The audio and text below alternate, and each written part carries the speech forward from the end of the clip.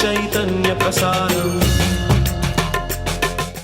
నమస్కారం, మన ధర్మం కార్యక్రమానికి స్వాగతం. ఇవాళ మన ధర్మం కార్యక్రమంలో మన ధర్మ సందేహాలను నివృత్తి చేసేందుకు మనతో పాటు ఉన్నారు ప్రముఖ ఆధ్యాత్మికవేత్త శ్రీ గడ్డమణుగు రామకృష్ణమూర్తి గారు. గురుగారు నమస్కారం. శ్రీమాత్రే నమః.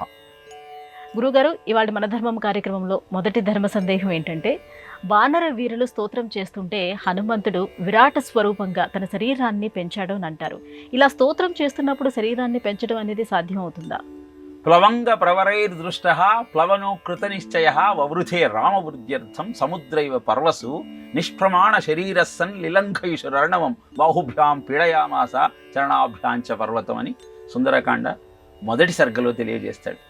వానర వీరులంతా శ్రీయాంజనేయం ప్రసన్నాంజనేయం ప్రభాదివ్యకాయం ప్రకీర్తిప్రదాయం భజే వాయుపుత్రం భజే వాయుగాత్రం అంటూ కీర్తిస్తూ ఉంటే ఆయన శరీరాన్ని అలా పెంచేస్తూ పోయాట. చూసేవాళ్ళంతా ఆశ్చర్యపోయారట. వింటున్న మనకు ఆశ్చర్యం కలుగుతుంది, ఇలా ఎక్కడైనా జరుగుతుందా అని.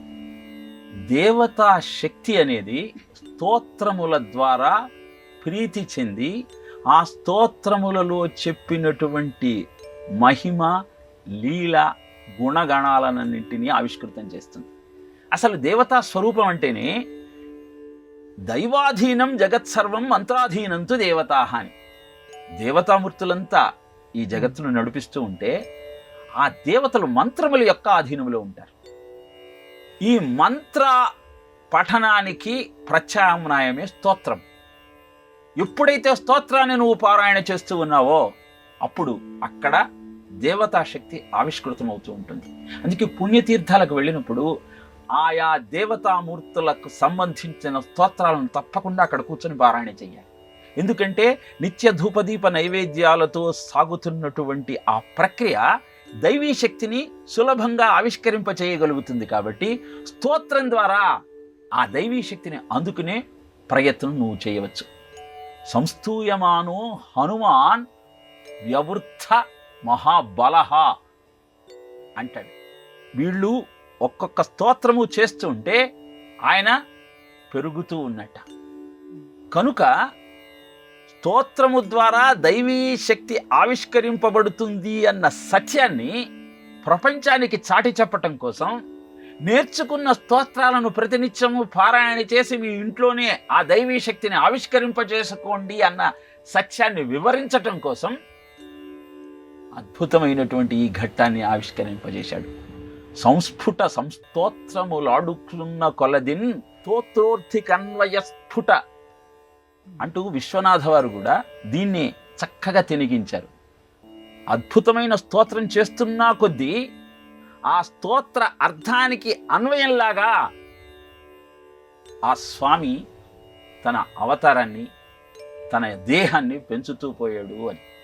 ఇలా స్తోత్ర పఠనం మీరు ఎంత గొప్పగా చేస్తే దైవీ శక్తిని అలా మీరు ఆవిష్కరించుకోవచ్చు అన్న సత్యాన్ని మనం గుర్తించగలిగితే పిల్లలకు చిన్నతనం నుంచే ఆ స్తోత్రాలు చెప్పే ప్రయత్నం చేస్తాం. చాలా చిన్న చిన్న స్తోత్రాల ద్వారా వారి యొక్క జీవిత గమనాన్ని మనం మార్చగలుగుతాం. వాళ్ళ ఆలోచన విధానాన్ని సంస్కరించగలుగుతాం.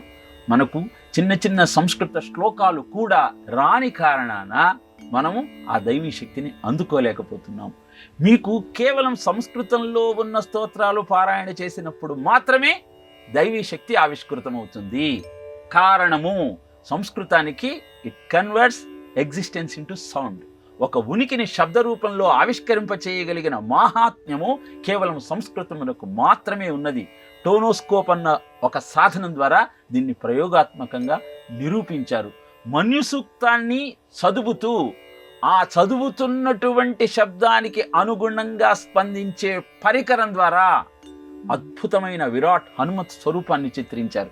కాలభైరవ అష్టకాన్ని చదివేటప్పుడు పెద్ద శునకము యొక్క బొమ్మ ఆవిష్కరింపబడింది. ఇలా స్తోత్రములు అంటే దేవతామూర్తులను ఆవిష్కరింపజేసుకునే అద్భుతమైన సాధనాలన్న సత్యాన్ని మనకు వివరించటం కోసమే అద్భుతమైనటువంటి ఆ ఘట్టాన్ని సుందరకాండలో ఉంచి హనుమంతుని యొక్క తేజో రూపము ఎలా స్తోత్రం ద్వారా వృద్ధి చెందిందో మనకు వివరించాడు వాల్మీకి మహర్షి. గురువుగారు, మాంగళ్య వివృద్ధి స్తోత్రం ఏ గ్రంథములోనిది? ఈ స్తోత్ర పారాయణ చేయటం వల్ల కలిగే ప్రయోజనాలేమిటి?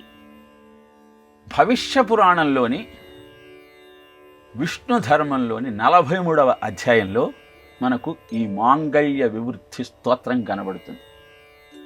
కార్యారంభేషు సర్వేషు దుస్వప్నేషు చ సత్తమ అమంగళ్యేషు సర్వేషు అని దౌల్భ్య మహర్షి పులశ్చుణ్ణి అడుగుతాడు. ఏదైనా కార్యక్రమం ప్రారంభించేటప్పుడు, నిద్రిస్తున్నప్పుడు కలలో భయంకరమైన దుస్వప్నాలు వచ్చినప్పుడు, ఏదైనా అమంగళమైన దృశ్యాలను చూచినప్పుడు ఏ స్తోత్రాన్ని పారాయణ చేయటం ద్వారా ఈ దోషాలన్నీ పోతాయని ప్రశ్నిస్తాడు. అంటే అద్భుతమైన మాంగళ్య వివృద్ధి స్తోత్రం, మంగళములను పెంపొందించగలిగిన శక్తి కలిగిన ఈ స్తోత్రాన్ని పారాయణ చేయటం వల్ల ఏ కార్యక్రమాన్ని నువ్వు ప్రారంభించినా అది నిర్విఘ్నంగా కొనసాగుతుంది. దుస్వప్నాలు వస్తున్నాయి అంటే కారణము నీ ప్రారబ్ధము నిన్ను ఏ విధంగా మార్గదర్శకం చేస్తూ ప్రమాదంలోకి నెడుతుందో తెలియజేసేటువంటి సూచిక. మరి ఆ ప్రమాదం తప్పి ఆ దుస్వప్నములు అంతము కావాలి అంటే ఈ స్తోత్రాన్ని పారాయణ చెయ్యాలి. అలానే అమంగళమైన దృశ్యాలు చూసినప్పుడు ఆ దృశ్య ప్రభావము నీ మస్తిష్కంపై సోకి నీ జీవితాన్ని అస్తవ్యస్తంగా మారుస్తుంది. నువ్వు అశాంతికి లోనవుతావు. దాని నుంచి బయటపడాలి అంటే అద్భుతమైన ఈ స్తోత్రాన్ని పారాయణ చేయమని పులశ్చుడు వివరంగా 30 శ్లోకాలలో ఈ స్తోత్రం యొక్క గొప్పతనాన్ని, దానిలో విష్ణువు యొక్క మాహాత్యాన్ని వివరిస్తాడు. అదే మాంగళ్య వివృద్ధ స్తోత్రం భవిష్య పురాణంలోని ఘట్టం. గురుగారు, మరో సందేహం. ప్రాణాయామ సంవిధానంలో సగర్భ ప్రాణాయామం అంటే ఏమిటి? దాని ప్రత్యేకత ఏంటి? అపానే జుహ్వతి ప్రాణం ప్రాణే పానం తథా పరే ప్రాణాపాన గతి రుద్ధ్వా ప్రాణాయామ పరాయణాః అని చెప్తుంది భగవద్గీత. మనము శ్వాస నిశ్వాస ఎప్పుడైతే ఈ ఉచ్ఛ్వాస నిశ్వాసలను ఆమాయ అంటే నిబంధించటం, ప్రాణో దేహగతో వాయు ఆమాయ తన్నిబద్ధనం అంటుంది కాశీఖండం. ఇలా నువ్వు ఉచ్ఛ్వాస నిశ్వాసల ద్వారా చేస్తున్నటువంటి ప్రాణాయామాన్ని మంత్రంతో అనుసంధానం చేయగలిగి, ఉచ్ఛ్వాస తీసుకునేటప్పుడు మంత్రాన్ని ఉచ్చరిస్తూ నిశ్వాస చేస్తూ మంత్రాన్ని పారాయణ చేయగలిగితే అద్భుతమైన ఫలితాన్ని నువ్వు అందుకోవచ్చు. ఉత్తమస్తవాత్ ఉచ్ఛమందతః చిత్తజం జపం ధ్యానముత్తమం అంటాడు ఉపదేశసారంలో భగవాన్ రమణులు. నువ్వు బయటికి చెప్పేటువంటి స్తోత్రం కంటే నెమ్మదిగా చేసేటువంటి ఉపాంశ జపం మంచిది. దానికంటే ధ్యానం గొప్పది. ఎందుకని? ధ్యానం చేసేటప్పుడు మనస్సును నిశ్చలంగా ఉంచే ప్రయత్నం చేస్తూ ఉన్నావు. మనస్సును నిశ్చలంగా ఉన్నప్పుడు నీ శ్వాస యొక్క రేటు తగ్గుతుంది. ఆందోళనకు గురి అయినప్పుడు నీ యొక్క ఉచ్ఛ్వాస నిశ్వాసాల వేగం పెరుగుతుంది. అది నిశ్చలంగా ఉన్నప్పుడు నీకు శాంతి చేకూరుతుంది. ఇలా శాంతి స్థితిలో మనశ్శాంతిగా ఉన్నప్పుడు మంత్రాతి దేవతను గనక నువ్వు ఆవాహన చేయగలిగితే అప్పుడు ఆ శ్వాస ఈ మంత్రశక్తి ఏకమయ్యి అద్భుతమైన ఫలితం నీకు దక్కుతుంది. ఆ తరువాత ఏం చెబుతారు అంటే, మంత్రంలో అక్షరానికి అక్షరానికి మధ్య ఉన్న శూన్యం మీద ఏకాగ్రతను ఉంచుకుంటూ సమాధి స్థితి వైపు నువ్వు ప్రయాణం చేసే ప్రయత్నం చేయమని చెబుతారు. ఆ ప్రయత్నానికి నాంది వాక్యమే ఈ సగర్భ ప్రాణాయామం లేదా సగర్భ జపం అని కూడా దీన్ని అంటారు. కనుక ప్రాణాయామం చేసేటప్పుడు మంత్రాన్ని ఆధారంగా తీసుకొని మంత్రంతో ఈ శ్వాసను అనుసంధానం చేసి ఆ రకంగా మనం ప్రాణాయామం చేయగలిగితే అద్భుతమైన ఫలితాలు మనం చూడగలుగుతాం. గురువుగారు, దక్షిణ భారతదేశంలో పరమ పుణ్యక్షేత్రం మేల్కోటే. ఈ క్షేత్రం యొక్క వైశిష్ట్యం ఏంటో తెలియజేస్తారా? కన్నడంలో మేల్ అంటే పైన అని, కోట కొండ మీద ఉన్న కోట. మేల్కోటే అన్న శబ్దార్థాన్ని మనం పరిశీలిస్తే అద్భుతమైన ప్రకృతిలో అభయారణ్యం మధ్య వెలసినటువంటి దేవాలయం. ఇక్కడ 12 సంవత్సరాల పాటు భగవద్ రామానుజాచార్యుల వాళ్ళు కొలువై ఉన్నారు. ఈ క్షేత్ర ప్రాముఖ్యత ఏమిటి అంటే, ఢిల్లీ సుల్తాను భారతదేశంలో ఉన్న దేవాలయాలన్నింటినీ ధ్వంసం చేస్తూ ఆ విగ్రహాలన్నింటినీ తన సొంతం చేసుకుంటున్నటువంటి నేపథ్యంలో ఇక్కడ ఉన్న కృష్ణ విగ్రహాన్ని కూడా కైవసం చేసుకుని వెళ్ళిపోతాడు. భక్తులంతా విలపిస్తున్న నేపథ్యంలో రామానుజాచార్యుల వారు ఢిల్లీ సుల్తాన్ దగ్గరికి వెళ్ళి ఆ ఒక్క విగ్రహమైనా ఇవ్వమని అడుగుతాడు. ఆ విగ్రహంతో నిత్యము ఆ ఢిల్లీ సుల్తాన్ కూతురు ఆడుకుంటూ ఉంటుంది. ఇవ్వనంటాడు. అప్పుడు రామానుజాచార్యుల వారు మంగళ తుంగ నిరంతర చంద్ర దురందర బృందధరాధిపతే మాధవ గౌరవ సనమణి నూపుర మరకతహార సురాధిపతి అంకిత చందన అనుపమ సంగుణ అంజన రూషిత నయనపతే హరి హరి మాధవ మధుసూదన హరి అనకదుందు విభాగ్యపతి. కృష్ణ స్మరణ చేస్తారు. వెంటనే కృష్ణుడు నడుచుకుంటూ వచ్చి ఆయన ఒళ్ళో వాళ్తాడు. ఢిల్లీ సుల్తాను ఆయన కూతురు చూస్తుండగా కృష్ణ విగ్రహం అలా కదులుతూ వచ్చి రామానుజాచార్యుని యొక్క ఒడిలోకి చేరగానే విస్మయుడైపోతాడు ఢిల్లీ సుల్తాన్. ఏమిటి ఈ కృష్ణుడి యొక్క మాహత్యం, భగవద్ రామానుజాచార్యుల వారి యొక్క తపశ్శక్తి అని ఆశ్చర్యపోతాడు. ఆ విగ్రహాన్ని తీసుకొచ్చి మళ్ళీ ప్రతిష్ఠిస్తే ఆ విగ్రహాన్ని వదిలి ఉండలేకపోయిన ఆ ఢిల్లీ సుల్తాన్ కూతురు ఆ దేవాలయానికి వచ్చి నిరంతరము కృష్ణుణ్ణి ధ్యానిస్తూ తన జీవితాన్ని ధన్యం చేసుకుంటుంది. అలాంటి అద్భుతమైన క్షేత్రం మేల్కోటిలోని శ్రీకృష్ణ దేవాలయం. అక్కడే యోగ నరసింహస్వామి యొక్క దేవాలయం కూడా ఉంటుంది. యోగముద్రలో ఉన్న నరసింహస్వామిని ఎవరైతే ఆశ్రయిస్తారో వారికి శత్రు భయం ఉండదు. శ్రీమత్పయోనిధి నికేతన చక్రపాణి భోగేంద్ర భోగ మణిరాజిత పుణ్యమూర్తి అంటూ ఆ లక్ష్మీ నరసింహ కరావలంబ స్తోత్రంతో ఆ స్వామిని మనం ధ్యానం చేయగలిగితే మనకు అంతఃశత్రువులు బాహ్య శత్రువులు అందరూ అంతమై అద్భుతమైన ఆనందం మన సొంతమవుతుంది. అలాంటి అద్భుతమైన క్షేత్రంలోని స్వామిని దర్శించుకుంటూ జీవితాన్ని ధన్యం చేసుకునే ప్రయత్నం చేద్దాం. గురువుగారు, దానగుణ వైభవానికి దధీచిని ప్రతీకగా చెప్తారు. ఆయన చేసినటువంటి దానం ఏమిటి? దధీచి త్యాగానికి నిలువెత్తు నిదర్శనం. దధీచి చవన మహర్షి సుకన్యల పుత్రుడు. ఈయన మిత్రుడు క్షువ మహారాజు. ఇద్దరి మధ్య అభిప్రాయ భేదం కలుగుతుంది. నిత్యము తన తపశ్శక్తితో ప్రపంచాన్ని రక్షించే బ్రాహ్మణుడు గొప్పవాడు. ధిక్ క్షత్రియ బలం బ్రహ్మతేజో బలం బలం ఏకేన బ్రహ్మదండేనా సర్వాస్త్రాణి హతానిమే అని విశ్వామిత్రుడే అన్నాడు. కాబట్టి బ్రాహ్మణుడు గొప్పడని దధీచి అంటే, లేదు క్షత్రియుడు రాజు యొక్క స్వరూపము కనుక నేనే గొప్ప అని ఇద్దరూ వాదులాడుకుంటారు. నిజానికి ఇద్దరూ తప్పు మాటలే మాట్లాడుతున్నారు. ఎందుకంటే క్షాత్రతేజము బ్రహ్మతేజము కలిసి ఉండిన కలదు జయము. అంతేకాని ఒకళ్ళుండి ఒకళ్ళు లేకపోతే నక్షత్రం బ్రహ్మావర్ధతే అంటాడు భాగవతంలో. క్షత్రియుడు లేకుండా బ్రాహ్మణత్వానికి ఉనికి లేదు, బ్రాహ్మణుడు లేనిదే క్షత్రియత్వానికి అస్తిత్వం లేదు. కానీ మూర్ఖత్వంతో ఇద్దరూ వాదులాడుకుంటూ ఆ మహారాజు దధీచిని సంహరిస్తాడు. శుక్రాచార్యుడు మృత సంజీవిని విద్యతో దధీచిని బ్రతికిస్తాడు. బ్రతికిన దధీచి శివుడి గురించి అకుంఠితమైన తపస్సు చేస్తాడు. ప్రత్యక్షమైన శివుడు ఆయనకు మహామృత్యుంజయ మంత్రాన్ని అందజేస్తాడు. దేవదానవుల యుద్ధం జరుగుతూ ఉన్నప్పుడు దానవులు ప్రతిసారి దేవతల యొక్క ఆయుధాలన్నింటినీ ఎత్తుకుపోతూ ఉంటారు. ఇది గమనించినటువంటి ఆ దేవతలు ఆయుధాలన్నీ తీసుకువచ్చి దధీచి యొక్క శరీరంలో దాచేస్తారు.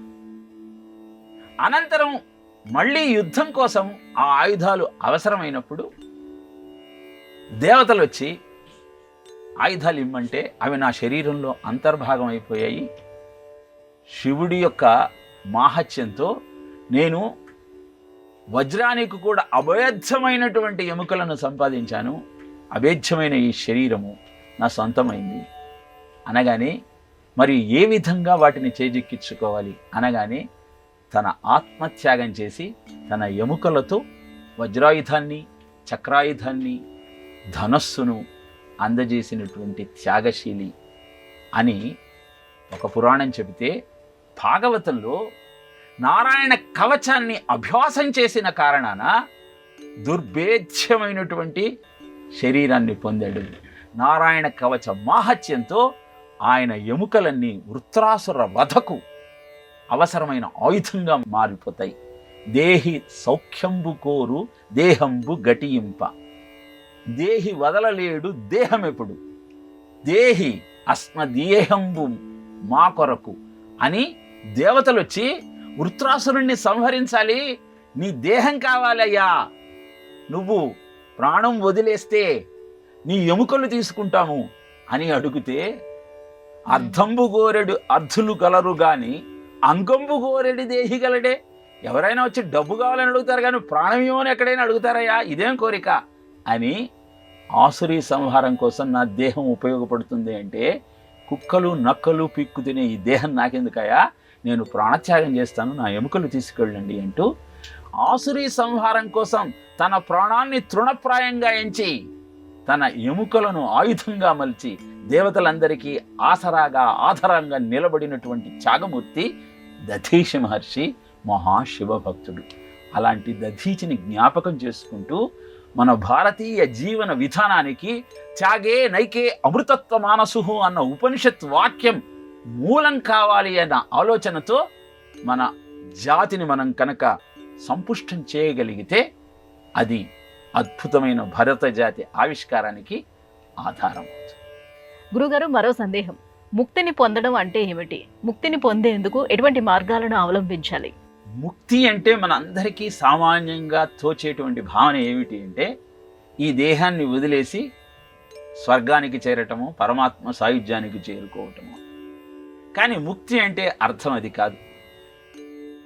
నిత్య జీవితంలో సంఘర్షణ లేని క్షణమేది? ఈ సంఘర్షణ నీకు కలగటానికి కారణమేమిటి అంటే, నీ ఆలోచనయే నీకు ప్రతిబంధకమయ్యి నీ జీవితాన్ని దుర్భరంగా మారుస్తుంది. మరి ముక్తికి భగవన్నామము ఒక మార్గము, ఆర్షవాంగ్మయ అధ్యయనము అద్భుతమైన సాధనము అని చెప్పటంలో ఆంతర్యం ఏమిటి అంటే, ఎప్పుడైతే భగవంతుడే నన్ను నడిపిస్తున్నాడన్న భావనతో ఆ నామాన్ని ప్రతినిత్యము నువ్వు ఉచ్చరిస్తూ ఉంటావో, అప్పుడు ఏ సంఘర్షణ అయితే నిన్ను బాధిస్తూ ఉందో దాని నుంచి నీకు ముక్తి దొరుకుతుంది. ఎప్పుడో దేహాన్ని వదిలిన తరువాత వచ్చే స్వర్గం కంటే దేహంతో ఉంటూ సంసారంలో ఉంటూ ఈ సంసారంలోని సమస్యల అన్నింటికీ దూరంగా నువ్వు జీవనాన్ని గడపటం కోసం ఎంచుకోవలసిన మార్గము నీకు ఆనందాన్ని ఇవ్వటమే ముక్తిగా చెబుతారు. అందుకే వైరాగ్యము, ఆధ్యాత్మికత అంటే బియాండ్ ది లైఫ్ కాదు, బిలాంగ్స్ టు ది లైఫ్. ఎక్కడో లేదయ్యా స్వర్గం, నువ్వు గడుపుతున్న ప్రతి క్షణము ఆనందంగా గడవాలి అంటే భగవత్ చింతనతో, పరోపకార బుద్ధితో నీ జీవితాన్ని గడుపు. ఇలా గడిపినట్టయితే దేహంలో ఉన్నంతకాలము నీకు సమస్యల నుంచి ముక్తి, దేహాన్ని వదిలిన తరువాత మళ్ళీ మాతృగర్భ ఆవాసం నుంచి నీకు ముక్తి దొరుకుతుంది. అందుకే దేహం వదిలేసిన జీవుడు అంగుష్ట మాత్రంలో ఉండి యాతనా శరీరంలోకి ప్రవేశించేటప్పుడు అరచెయ్యి ప్రమాణంలో ఉంటట. వాడు అనుభవించేసినటువంటి అనేకమైన కర్మలకు శిక్ష అనుభవించటం కోసం నరకానికో, భోగాలను అనుభవించటం కోసం స్వర్గానికో వెళ్ళే క్రమంలో. కనుక ఆ అవస్థ నుంచి బయటపడాలి, ముక్తి పొందాలి అని నువ్వు భావిస్తే ప్రతి క్షణము పరమాత్మ చింతనలో పండుగలా గడిపే ప్రయత్నం చెయ్యి. Since I can't increase the enjoyment of life by increasing it's duration, I want to increase it's intensity అంటాడు హోమీజే బాబా.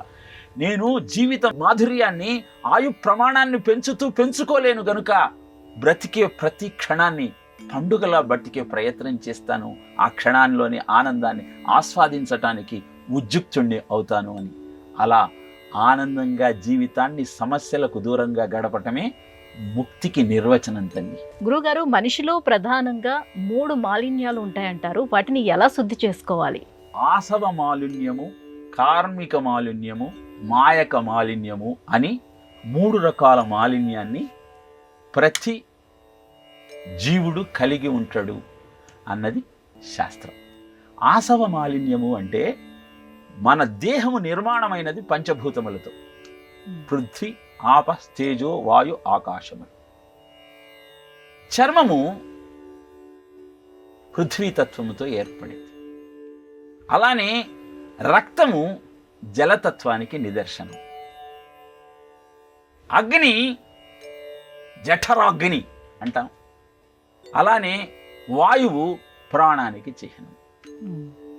ఇలా ఈ పంచభూతములు కూడా దేహము ఏర్పడటానికి కారణభూతమవుతున్నాయి. వీటి మధ్య ఉన్న శూన్య ప్రదేశమే ఆకాశం. ఇవన్నీ సమపాళ్లలో ఉంటే నీలో మాలిన్యం లేదు. కానీ అవన్నీ నువ్వు ఆచరించే కర్మల వలన సమపాళ్లలో ఉండవు కనుకనే నీకు వ్యాధి రూపం, రోగము, వ్యసనము ఇవన్నీ కలుగుతూ ఉన్నాయి. ఇలా ఏర్పడే మాలిన్యాన్ని ఆసవ మాలిన్యము అంటారు. ఆ తర్వాత కార్మిక మాలిన్యము. నువ్వు కర్మలను ఆచరించేటప్పుడు కర్తృత్వాన్ని ఎప్పుడైతే నీ మీద వేసుకుంటున్నావో అప్పుడు నీలో అహంకారం ప్రబలి ఆ కర్మ ఫలితానికి నీవే కారణమన్న భావన కారణంగా నీలో ఏర్పడే మాలిన్యాన్ని కార్మిక మాలిన్యము అంటారు. అనంతరము మాయక మాలిన్యము.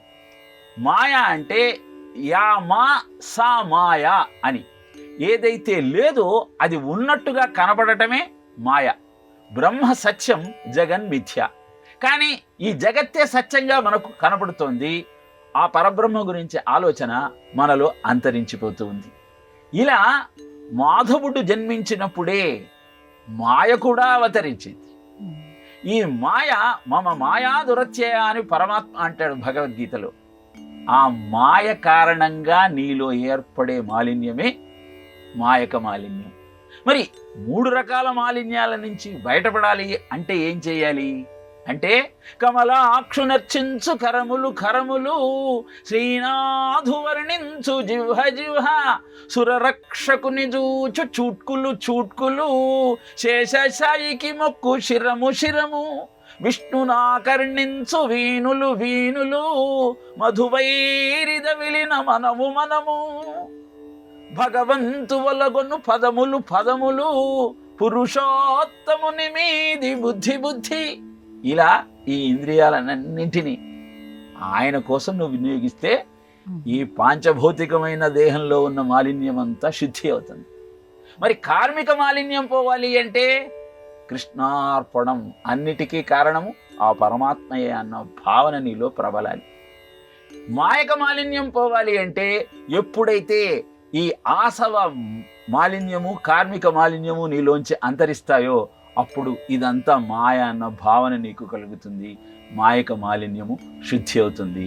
త్రికరణాలు శుద్ధి అయినప్పుడు ఆ పరమాత్మకు నీకు తేడా ఉండదు. కనుక ఈ 3 మాలిన్యాలను శుద్ధి చేసుకోవటం కోసం ఆ పరమాత్మ చింతన ఒక్కటే అద్భుతమైన మార్గం.